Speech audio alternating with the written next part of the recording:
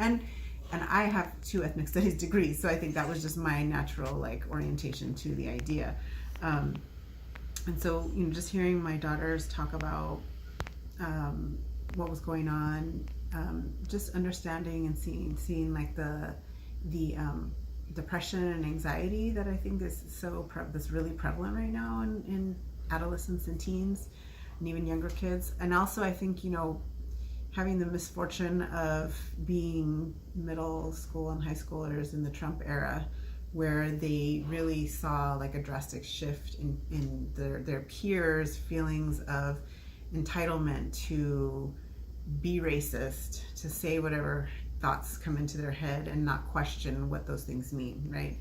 And for me, really, like thinking about bringing ethnic studies in is about making sure that my kids can see themselves in the curriculum in the schools. So it's curriculum, but then it's also like, what is the representation of the Burbank Unified School District staff and teachers? What does that look like? And I can tell you I can only point to a handful of teachers they've had that are people of color.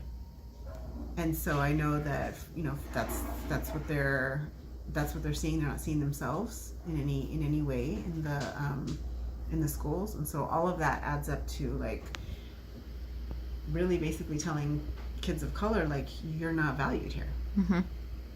And so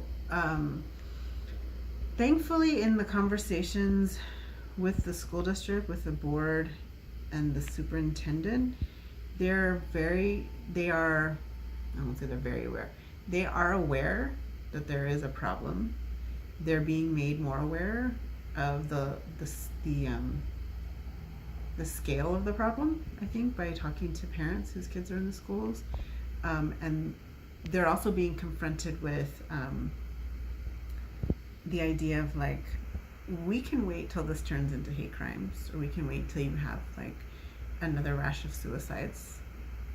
We can do those things, but then when those things happen, everyone's angry that the school district didn't do anything about it. So where are we going to go with this? Are we going to be proactive, or are we going to be reactive after the fact that something terrible has happened to another child?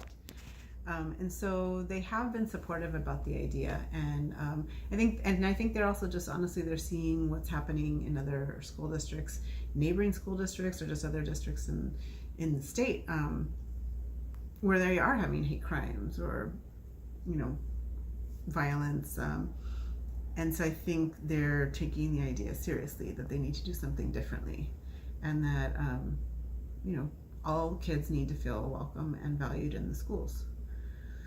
So that's where I'm at right now.